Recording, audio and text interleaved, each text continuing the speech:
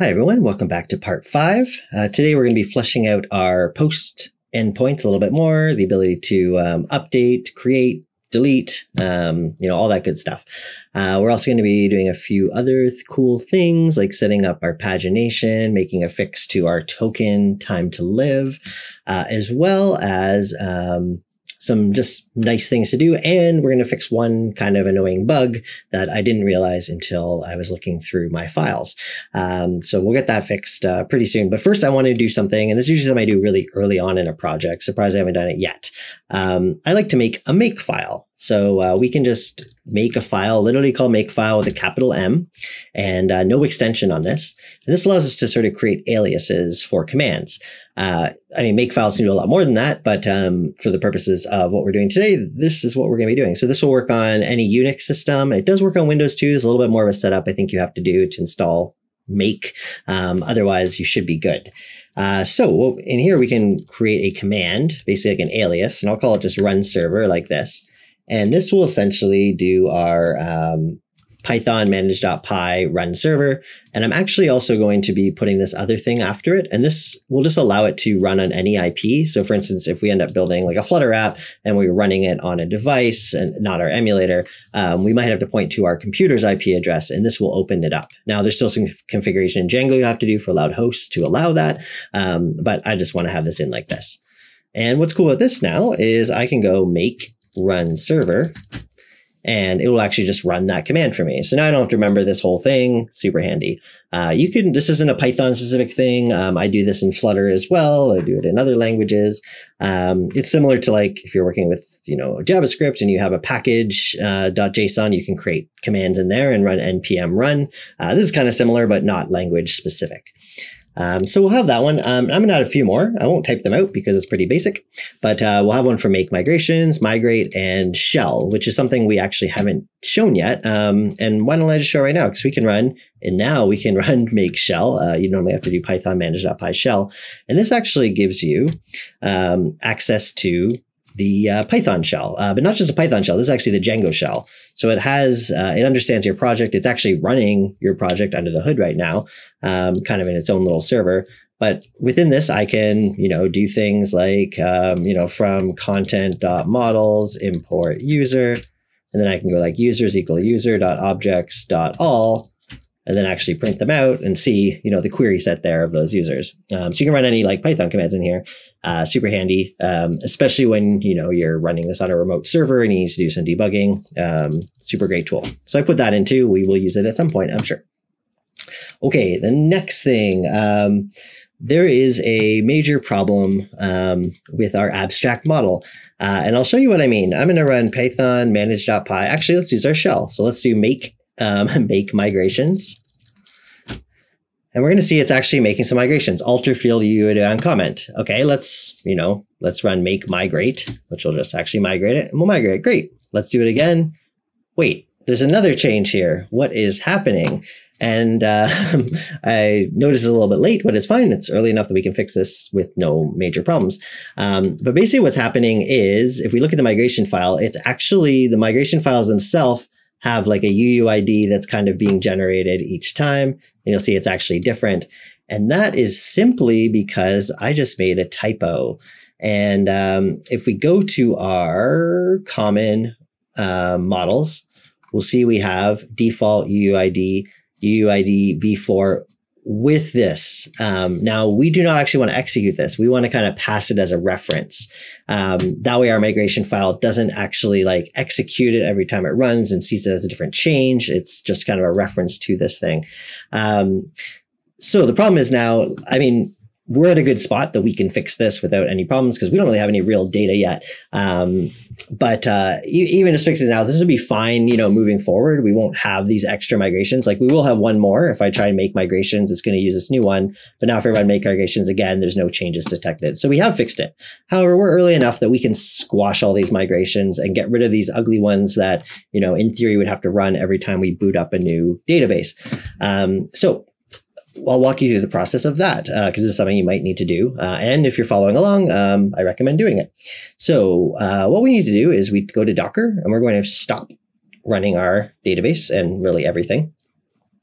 And we're going to delete all of our migration files. So I'm just going to go into the content and I'm going to delete everything, including the initial, but keep the init.py. So it's still a module.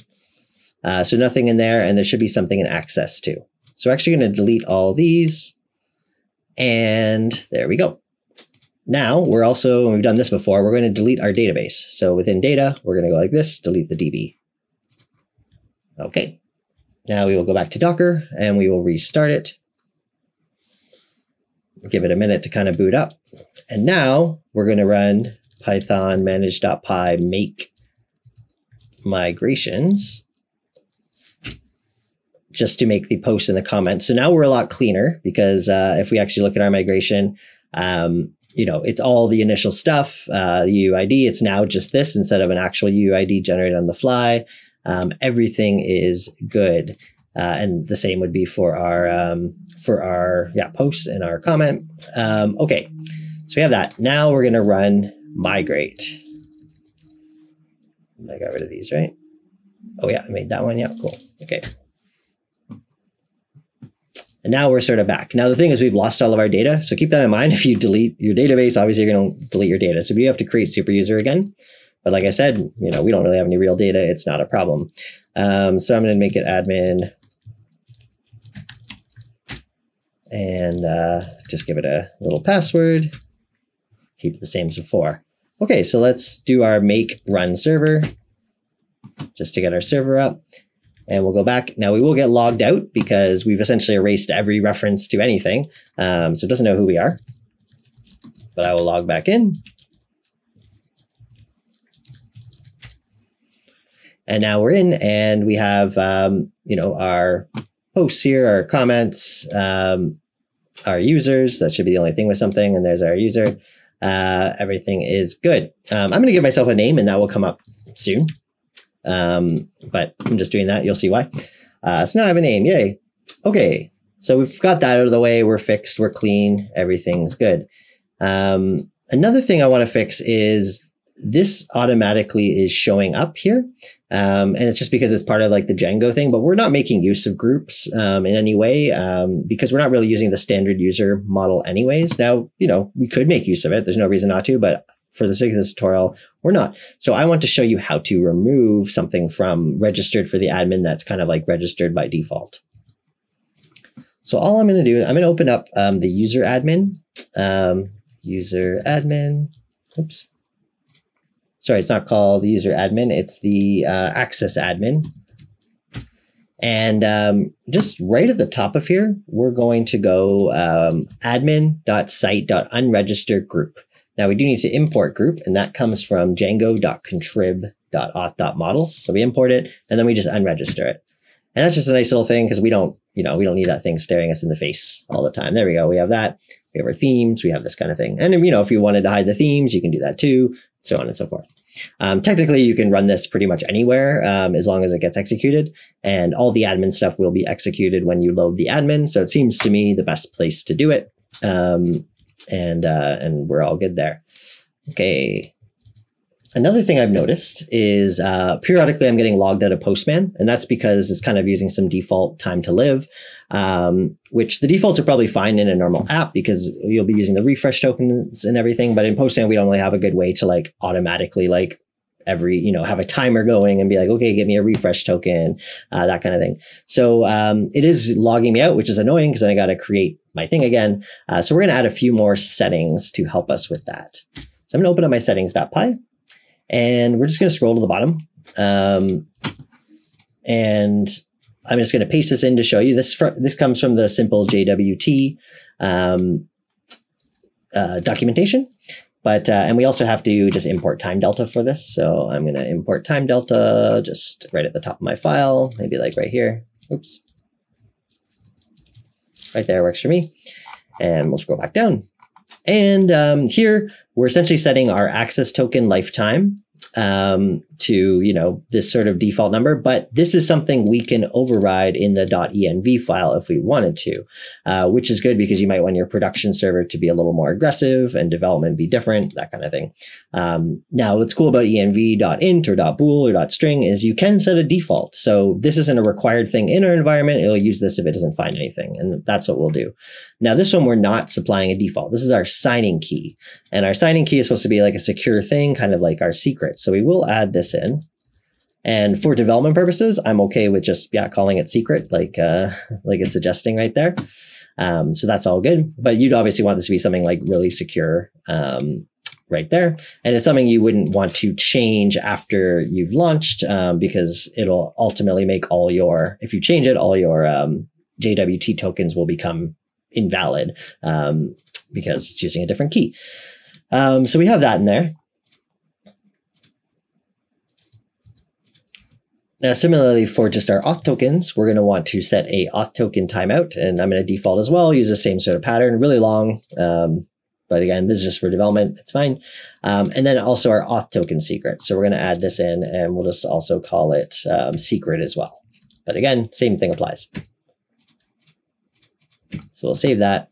We'll get the little refresh. I am going to just fully restart to make sense, to make sure it read these correct files, and we should be good. Okay, so we have that out of the way, which means when we're using Postman, it's not going to just log us out every once in a while, which does get a little bit annoying. Okay, but let's get into actually writing some code now. So let us go to our views and just do a quick walkthrough and reminder of what's going on here. So I'm going to my views in API in Post. And we'll just make stuff a little bit more readable here. So just for a quick review, we're importing some generic stuff from REST framework. We're importing those query sets we made, our post serializer, a filter, which we're not really, I mean, we are actually using it. Yeah, it's being used right here. And then we did some like permission stuff, right? Allowing any and is authenticated. So we have our post list create view, which this is what you hit to either get a list of posts or to create a post. And then we have our post retrieve update destroy view, which right now we're only actually making use of the get on it. And then we have the post me list view, which does something a little bit different. It's similar to the post list view, except it first of all requires that you're authenticated. That makes sense. And then we are getting results where we're taking, instead of the public posts, we're taking all posts because some might be drafts, which do not get included in just the public posts. But then we're filtering it by the requesting user. And then we're doing the list. So that's sort of the differences there. Now, we are going to add a few more things and kind of restructure this a little bit too.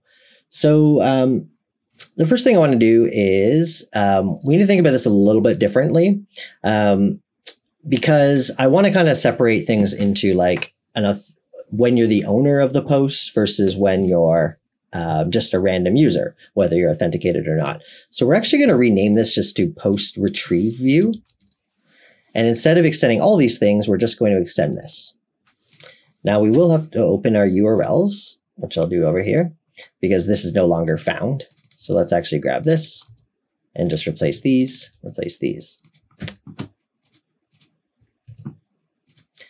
And we have to still save this file. There we go.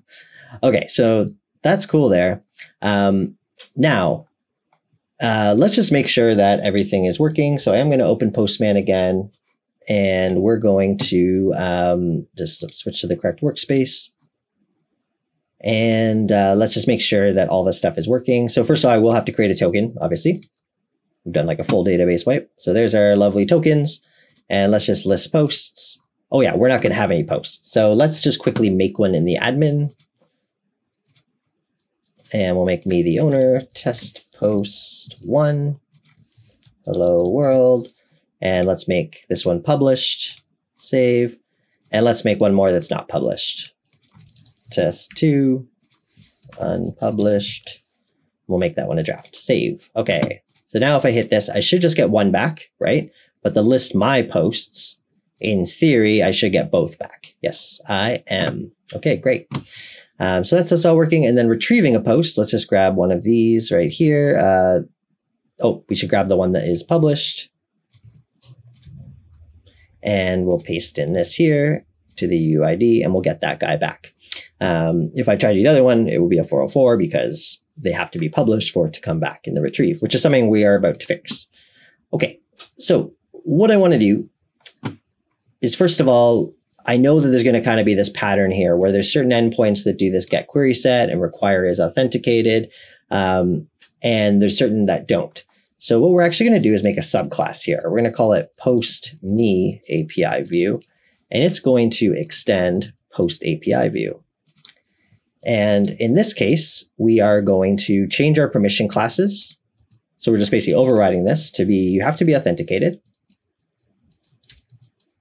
We also want to change our query set to be the public one, right? Or sorry, the all posts, except we actually want to still filter by the user when it's me. So I'm actually just going to copy this whole thing here and paste it there.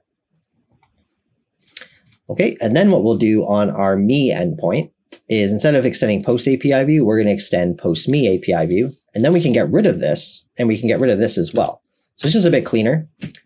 And then what I also like to do is set up what are called regions. This is a Python thing just for kind of like organizing your code. So we can write region, and I can just call this like base classes, and then we do an end region. And this helps with just debugging, and also your IDE of choice will kind of pick up on these things. And then we can do another region and call it, oops, this isn't actually where that region ends. We want to end it here. Oh, what am I doing? Okay, try that again. So we'll call this one region public. Copy this. And basically here we'll have region private, or like me. And then we'll just want a final end region. If we save, these will all get spaced out nicely based on black. So now we have this, yeah, nice little thing. And I believe in PyCharm especially, it will, kind of organize your thing. There's probably also a plugin you can get on VS Code to kind of like go through these things. But it's just a pattern I like, breaks it up, and it's pretty common. Okay, so we have our post me list view, but we also, because, and this is mainly because we need to handle the fact that users need to be able to retrieve a post that's in draft. And if they just use this endpoint right now, they would not be able to do that. So we're actually going to create and I'll copy this one. And this will also extend post me API view. But we'll call this post me retrieve update destroy view. So this is going to now do all the things, because the only time you actually update, destroy, or potentially retrieve if it's a draft is going to be if you're that user. So now we can have our get, and we can also add a few other things here. I'll put these in. So we're going to add a put, a patch, and a delete. Now we do need to also update the mixins here. So we do need to have the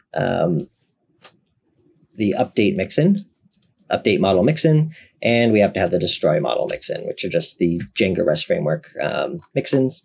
And that automatically adds functionality like updating, partial update, destroy. So what's the difference between put and patch? Well, put is, hey, I want to update this model to this exact new thing where I supply all the required fields, the title, the body in this case. Patch allows me actually just to maybe just change the title or change the body or change the publishing the status of it. And anything that's omitted, it just keeps the default. I generally don't even really use put in endpoints. I like always just having patch, but I am going to show the whole thing here.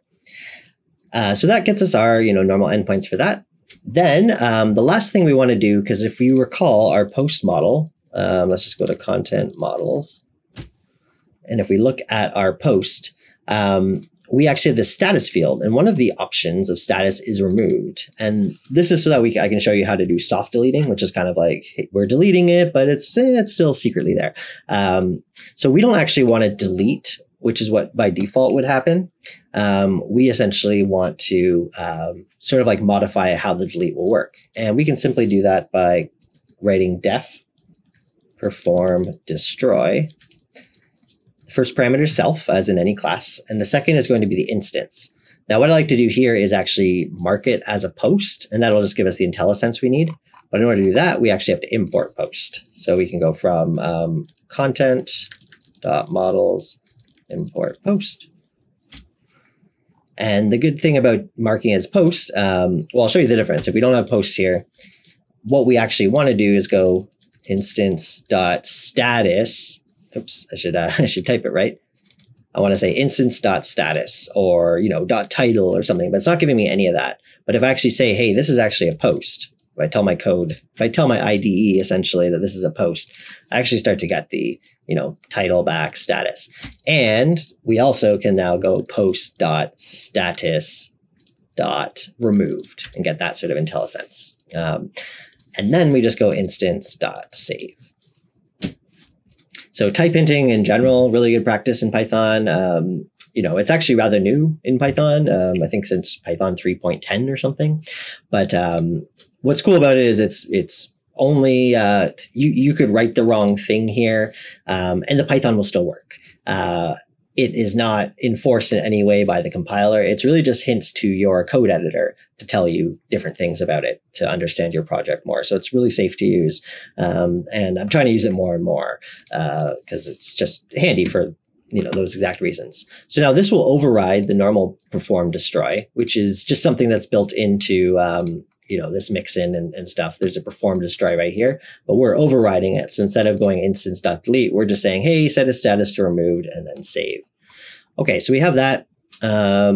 Now, one other thing I realized that we kind of need to do is when you create a post, we need the user to be authenticated or they're going to get like a weird error back. So we can actually do that by going get permissions. And we can check if self.request.method is equal to post. Then we actually go self.permission classes equals is authenticated. So this will override this. And just keep in mind, this should actually be capital. So otherwise, it'll just use the default one, but this will just allow us to override that so we don't get a weird error if someone is trying to post to this endpoint without being logged in. Okay, so let's try some stuff out because the cool thing about Django REST Framework is, at least with basic models and stuff, this stuff will just work unless I made a typo, which is very possible.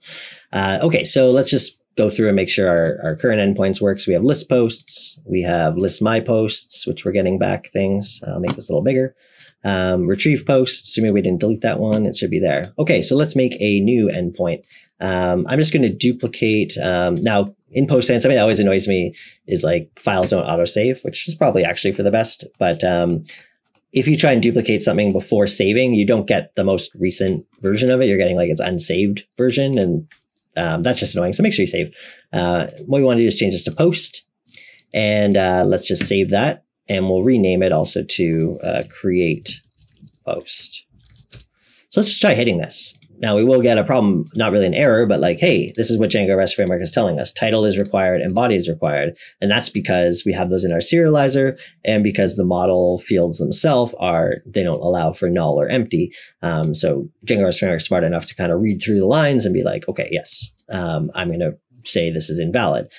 Okay, so what we could do is we could put title here and we can put my API post. And then let's also put a body. Hello world. And let's try and send that. And I realized I put these as get parameters, not paying attention. So let me just turn these off, or even better yet, delete them. So we have to go to our body, go to form data, then do title, my API post, body, hello world, because these are post parameters, they're not get parameters. And there we go. And it actually sends us back, which is really nice. It sends us back a copy of the post. And most importantly, it has things like the generated ID and UUID that the client wouldn't know until this succeeds. So that we can, put that in our own list or whatever, which, we will be doing at some point. We also get the created back. So everything's good there. Now you'll notice one thing. if we actually go to our new post, so my API post, it is a draft. And that's because we didn't actually send the status up. And status has a default. So it didn't complain. It's just like, I'm going to use the default. But we can, of course, create another one. So we'll just do 2 and make the status published. And we'll send that up. And now if we actually go back here, we'll see my API post 2 that did not work. Let's find out why. Okay, so let's go to our code. Let's go to our post serializer. And it's probably just, yeah, we don't have status in here. So let's actually have status in here. And now let's try that again by going 3. This is good because we kind of want some data in our database. And this time we have status published, send. And if we go back here, yay, wait, my API post 3 published, which is exactly what we were expecting. Okay, so we have our create. That's cool. We didn't really, I mean, I don't know if you're paying attention that much, but we didn't really do anything to make that, right? We didn't write any code about saving stuff to a database. It's really just this line right here, as well as obviously creating the serializer and hooking up the URL to this view. But it was doing everything. Now, of course, you know, on more advanced projects and complicated things, you'll be overriding a lot of stuff in here, maybe handling it fully yourself. But right out of the box, like Django REST framework is really great and really configurable. So that's cool. It did all the things we wanted. So let's see if some of these other things will work. So first of all, I want to let's grab our retrieve post endpoint. Let's make sure to save that. I'm going to duplicate this. And we're going to call this for now retrieve me post.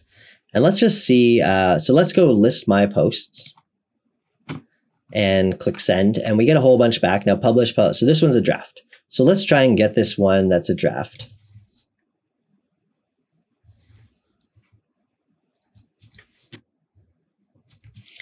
And let's go to our retrieve post me, which we haven't changed anything yet about it. And let's hit this and see. We should get a not found back because this is, you know, it's not published. We shouldn't be able to retrieve it. But we do want the creator of it to be able to retrieve it. And that is because maybe they want to edit it, right? To actually publish it. They need to be able to retrieve it on its own.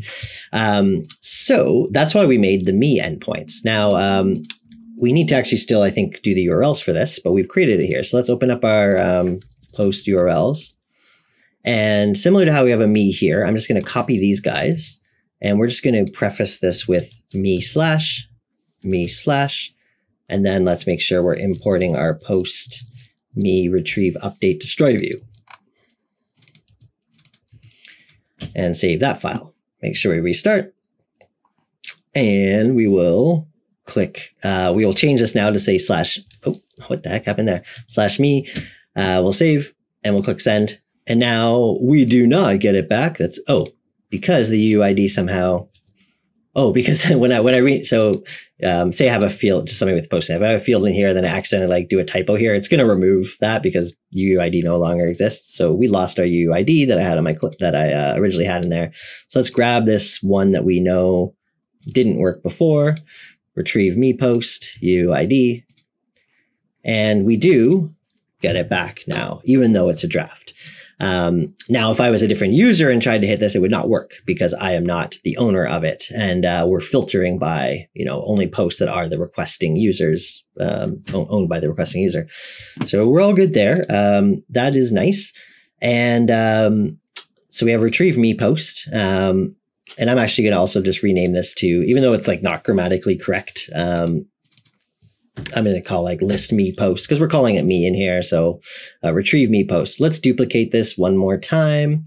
And let's call this update me post. And what we want to do is change this to a patch. And we'll go to our body now. Form data, because a patch has form data just like post does. And we can actually do something like, title. Now, let's just look at what our title was. It was my API post 2. So I'm just going to copy this and we'll just change the title to like, a whole bunch of 2s so we know it worked. And you see it came back with 2222 now. And if we go back to our admin, we'll see that. So we have our update working too. And we can decide to pass title in, body. We can have multiple things. We can even, use this to update the status, right? So I can actually just checkbox this off to not send that up again if I chose to and make this say published. And then if we actually hit send, we'll actually see it's coming back as published. Now, if I decided to write published, random, I'm going to get an error back saying that is not a valid choice because we're using text choices for our in our model. So again, Django REST Framework kind of is able to step through, see the model, see the valid options, and validate it, which is nice. Okay, so we can publish this. Then, lastly, I'm going to just duplicate this one again, and let's do delete. Delete me post, and all we have to do here is a couple things. We'll change it to delete. And we can get rid of the body because we don't actually have to send any body up for the delete. It's just it's just the method we're using and it'll know how to do it. So now if I hit send, we see nothing came back. And that's because delete doesn't usually send data back. In fact, we're getting a 204 no content, which is generally how a delete endpoint will work.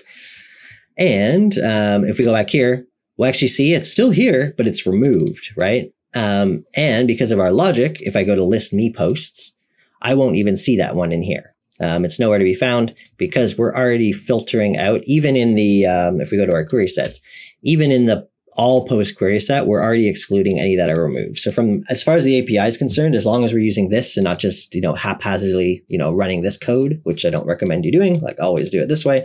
So you don't make those mistakes. From the API's point of view, this doesn't exist in the system, which is great. Just soft delete. Okay, so that's pretty cool. We have our endpoints. Now, one last thing I like to do is this is kind of getting a little bit complicated here, a lot going on. So we're going to just add a new folder and we're just going to call this me. And I'm just going to drag all the me relevant things, which is basically this, and this, and put it in here. And this just also then follows the URL structure, right? We'll always see like post/me, post/me, post/me, whereas these ones are just right in post. So just nice way to do. You can collapse it and then you don't see, all the stuff. So here's our public things. Here's our, more private things. All right, the final thing I want to cover in this chapter is pagination. So if we actually look at Postman and we're listing, let's do list me posts, for instance, we're getting, this is fine. It's not that many posts, but what if we had, 100 records in our database? What if we had 1,000? What if we had 1,000,000? All of this coming back, will just be really slow to process from Django's point of view when it has to go through and get all this data. B, it's going to be a heavy network request because, this is just 942 bytes, but multiply that by 1,000,000, that's, a lot. And also performance on your, Flutter app or your, React app or anything like that, loading all that stuff, painting all that stuff is a lot. And that's where pagination comes in. Very common practice. Break this up into chunks.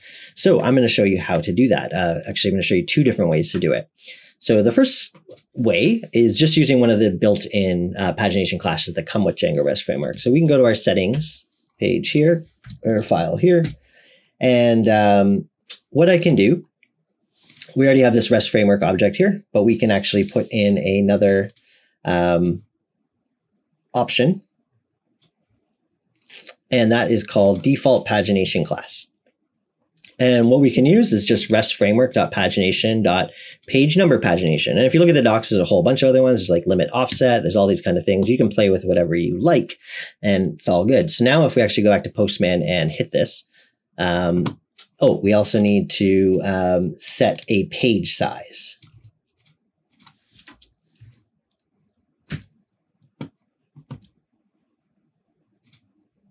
So now what we actually get is it's kind of broken in where we have the count. So we can see this would be the count of all records. It could be 1,000,000, right? What the link to the next page would be, what the link to the previous page would be, and then everything is actually encapsulated inside results. So instead of getting a list back right off the top, we're getting an object with a list of results. And that's all good. And you could totally use this. I've used this, default one or some of the default ones on many real projects. Works totally fine. However, you might find you want to make some changes to it. So I'm going to show you actually how to do that. So what we're going to do is we are going to go to our just our API folder. So I'm going to close a bunch of things, just open the API. We're making a new file here called pagination.py. And here we're going to import a few things. We're going to import our settings, which is actually something we haven't done before, and I'll show you how that works. We're also going to import just pagination from REST framework, and we're going to import response. Okay. Now, something else we need to add into our settings, and this is just based on design, so that we can configure this, is we're going to add some configurable settings that are API default page size. So this is something we can put in an environment variable to make it different, in production versus, our staging environment, if for some reason we wanted to. We're also going to add an API max page size, because the way pagination works is the user can actually request like how large the size is. It'll use the default if you don't. But we also want to set a max, because we don't want like a user to be like, I want 1 million on my request. That's just heavy load. We're going to restrict that. So we're going to set these settings here with these defaults that you could override in your env file. Then here we're going to make our own class that is going to extend the one we were looking at before. So we're going to do class. I'm going to call it page number pagination. And we're going to extend pagination.page number pagination. So it's kind of the same name, but we just want to kind of make it our own.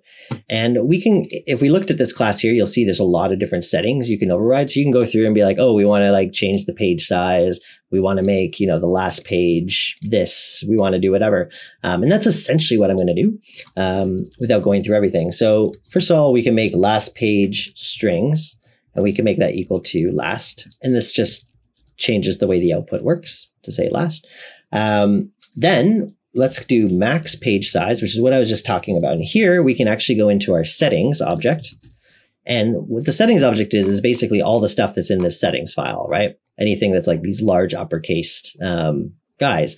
So we're not going to use this variable here. We're going to use this one for API max size. Now they are the same in this case, but they don't have to be the same. So I'm just saying, like, we're not talking about the one in our environment file. We're talking about whatever we called it in Python.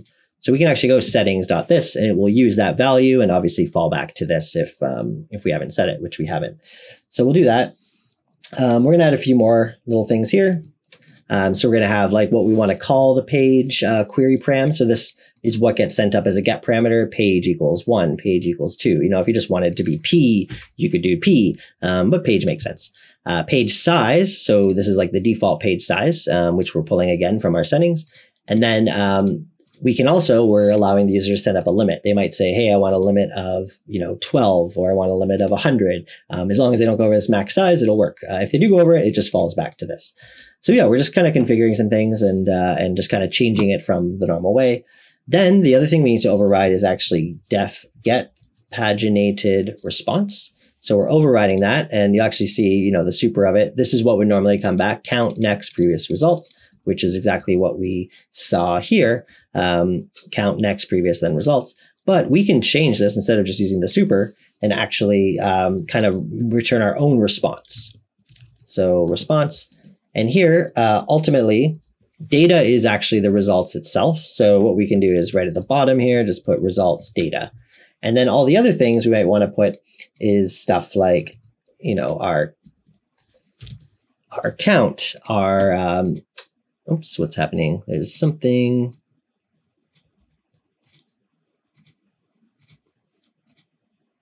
Oh, right. Sorry. Response. We actually need to put it inside a dictionary. We'll just save that. So we'll have response, and then we'll have the count, the page, the number of pages, limit, the results. Now you and your API might decide, oh, I want to also have the link to next and previous. So we can actually also put those too. You can choose to remove it to save on, basically the download size and stuff like that. And you'll see we didn't make these functions, but they're just built into what we're extending already. So it automatically kind of like gives you the link and stuff like that. So let's save that. And then, of course, we need to go to our default pagination. I'm going to comment both of these things out. I'll still keep them there just in case you want, if you're following along, you're like, oh, I like the default one. And here, all we have to do is change it to API.pagination. So just this is our own module instead of, the one in REST framework. And then we actually just we called it the same thing. So yeah, page number pagination. And we actually just put that there. And we don't need this, page size or anything, because we're automatically handling that based on the settings. So we don't need that. And now if we hit this again, we actually get all this stuff back. Count page, num pages, da, da, da. Now, what's cool is we can decide in, and I'll just do it as a param here, we can put something like limit here. That's what we said we'd call it. And let's put limit of 2.